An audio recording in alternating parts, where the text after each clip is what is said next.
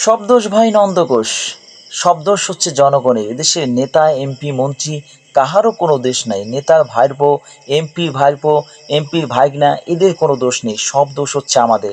কারণ আমরা আমাদের মূল্যবান ভোটটা দিয়ে তাদের প্রতিশ্রুতি শুনে, ভালো ভালো কথা শুনে তাদেরকে ওই আসনে কেন বসালাম? আর যার খেসারত দিতে হচ্ছে আমাদেরকে। দেখেন, বিভিন্ন জায়গায় দেখা যাচ্ছে যে চাঁদাবাজি, এই সেই, মানে চাঁদা না দিলে দোকান খোলা যাবে না, চাঁদা না দিলে বরফ কল খোলা যাবে না, চাঁদা না দিলে ব্যবসা করা যাবে না। আসলে মানে একেবারে অশান্তি।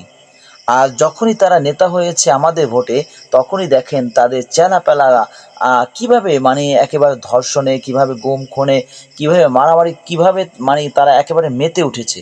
মানে এই মেতে তো আমরা উঠিয়ে দিয়েছি।